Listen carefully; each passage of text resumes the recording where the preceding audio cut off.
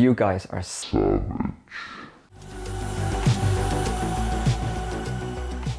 I asked you all on Twitter and Instagram to give me your hot takes on the Wheel of Time adaptation. It's been 1 month now since the finale, so I thought it would be a great idea to hear if people's opinions have changed about the Wheel of Time adaptation. I received over 60 comments, so I already apologize if your comment isn't in the video. Now, I read all of the Wheel of Time books once and I would definitely consider myself a fan of the books. And I thought the show was alright. Now, enough of me speaking. Let's hear your unpopular opinions and hot takes about the Wheel of Time adaptation. A big bulk of the comments were comments like, I was super bored. I only made it to episode 4 and stopped before I lost my sanity. Still need to watch the last 2, but it was aggressively mediocre. I thought it was a travesty. I'm so angry at what they did. I didn't like the changes that was made by the TV series. I won't watch season 2. I understand where these people are coming from, but I definitely disagree. I actually really enjoyed episode 1 to 7. I also thought the show got better and better with each episode. As we got to know the characters more and more, I really felt like the show was starting to grow on me. So if you look at episode 1 to 7, then I would actually probably give this adaptation a solid 8. The major problems obviously come in at episode 8, and that's a whole nother story. Now, I'm not saying episode 1 to 7 are perfect, definitely not. However, when you're trying to adopt a 15-book series, or a 12,000 page series, or a series that has almost 3,000 distinct character names, then you start to realize how difficult it actually is to adapt the Wheel of Time show. Considering how huge the Wheel of Time show is, I think they did a reasonably good job. Is the Wheel of Time my favorite show ever? Definitely not. Overly Average Ben writes, not enough lan ass. Just rewatch episode 1, bro. I asked for unpopular opinions, Ben. I also received lots of comments about the acting, and surprisingly, people have very different opinions about the acting. I enjoyed it on the whole without being completely blown away. The casting was decent, Rosamund Pike particularly, and the storyline was pretty authentic. I love the books, but the show has terrible acting, and I just can't watch it. Nynaeve stole the show.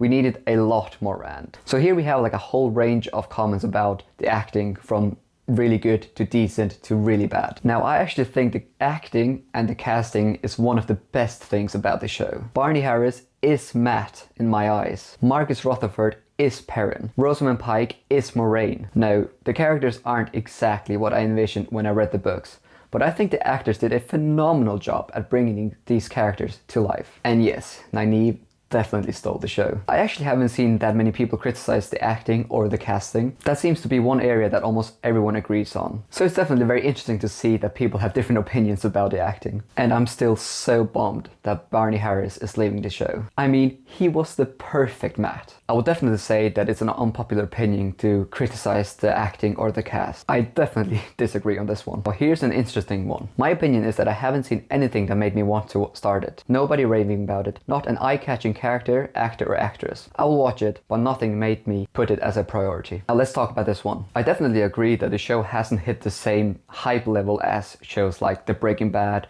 or Game of Thrones, but we still have only received 1 season. And there's also a lot of articles that suggest that the Wheel of Time show is doing much better than we actually think. For example, Wheel of Time show debuted at first place on Nielsen's streaming list in November. TV ratings. The Wheel of Time is Amazon's most watched original series since Hunters. And then we have this graph, the most in-demand breakout series in late December. And here we can see that the Wheel of Time show is on the first spot. So the show seems to be doing really well. However, it's true that I haven't noticed many people talk about it. So it's definitely an interesting observation. Now here's an unpopular opinion. I haven't read the books yet, and after watching a trailer, I decided not to watch the series. If the trailer, which is supposed to contain some really exciting moments, can't interest a person who likes fantasy, but isn't familiar with the universe, then I think it's really something wrong with the show. Now, when it comes to the trailer, I fundamentally disagree. I thought the trailer was fantastic, and it's actually one of the best things about the Wheel of Time show, which is pretty sad. I was extremely hyped after watching the trailer, and I know a lot of influencers like Daniel Green also really enjoyed the trailer. Maybe it's just the algorithm that is biased,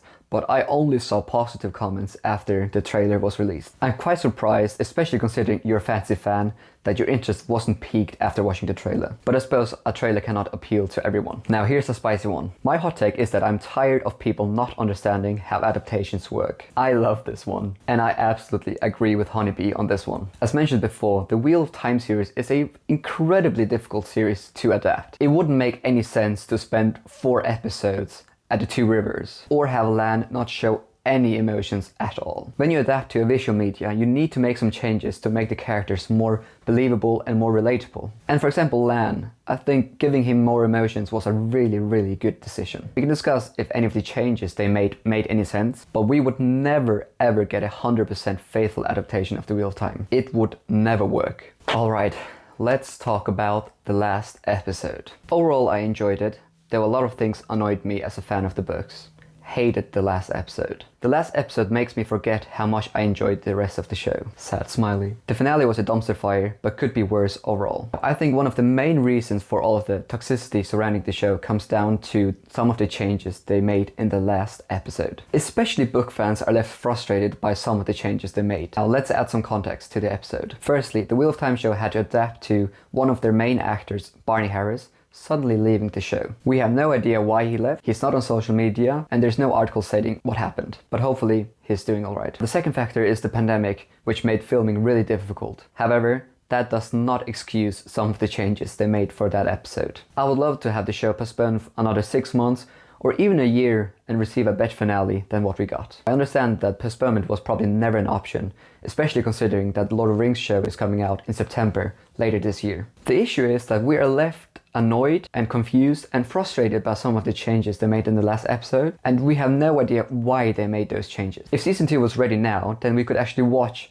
why they made these changes, and maybe we wouldn't have been this frustrated about these changes. However, now we don't have any answers and we're just really confused and frustrated. And I definitely agree that the last episode definitely made me forget how much I actually enjoyed the show. I was hyped every week to watch the Wheel of Time show. Episode 1 to 7 were different from what I envisioned when I read the books, but overall I really enjoyed it. But now when I look back on the show, all I can remember is that last episode. It's really sad that the finale was such a dumpster fire. It'll be really interesting to see how many fans actually come back for season 2. Here we have another one. I hear a lot of bad things about the final episode of the show. As a non-book reader, I don't know why this is happening. This is quite interesting. There seems to be quite different reactions to the last episodes depending if you read the books or if you haven't. My wife hadn't read any of the books when she watched that last episode, and she didn't hate it. The issue always comes in that we that have read the books, we know where the story is supposed to go. But after watching episode 8, we have no idea where they're taking the plot, which is really uncomfortable. The most important thing for the Wheel of Time show is to try to convince people that haven't read the books to still continue watching the show. I know that is really difficult to hear. The fact is that the audience that hasn't read the books is much bigger than people that have actually read the books. Now, in an ideal world, we would get a show which pleased the book fans and the non-book fans. However, as I've said many times before, the Wheel of Time show would never get a faithful adaptation. It just wouldn't happen. It's about time we had a series with a diverse cast as this.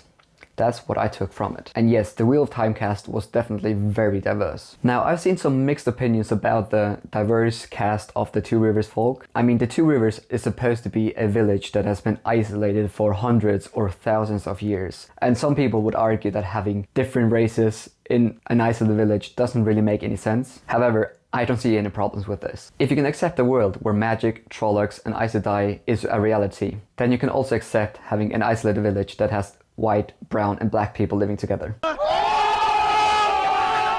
Also, it's much more important for me to see how an actor brings a character to life than what kind of skin color that person is. And when it comes to the acting, I think the actors absolutely nailed it. Now, here we have a very unpopular opinion. I enjoyed it. Well, if you only look on Twitter, then that's definitely an unpopular opinion. Overall solid.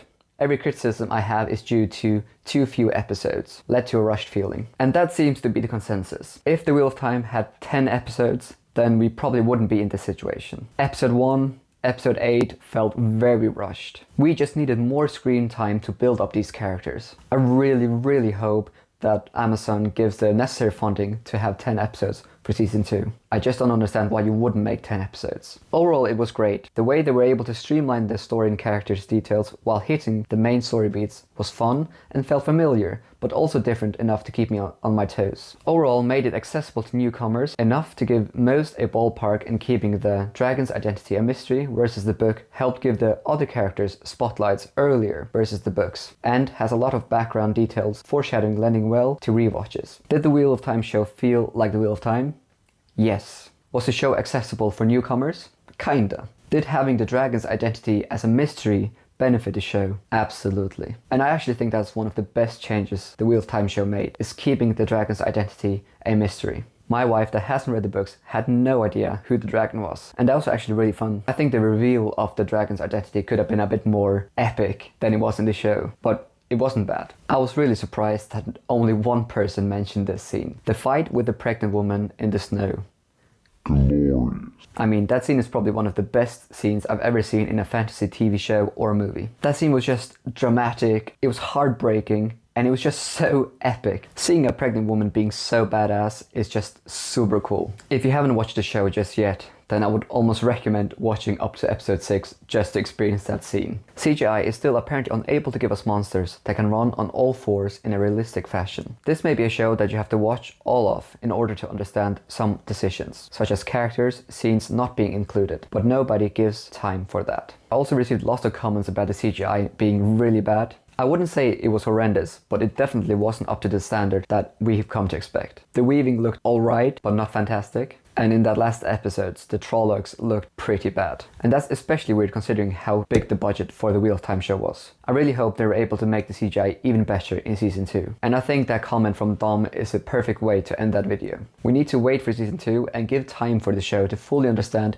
why they made some of the changes they made. Am I frustrated with the finale? Yes. Will I stop watching the show? No. I want to give Rafe Judkins a chance to redeem himself and also explain why he made some of the changes. Although it's difficult to see now, those changes might actually be for the better. Thank you everyone for commenting and for sharing your opinions about the show. I apologize if I didn't read your comment. There are just way too many comments. Now, thanks again for watching, and thank you so much for the support. I really appreciate it.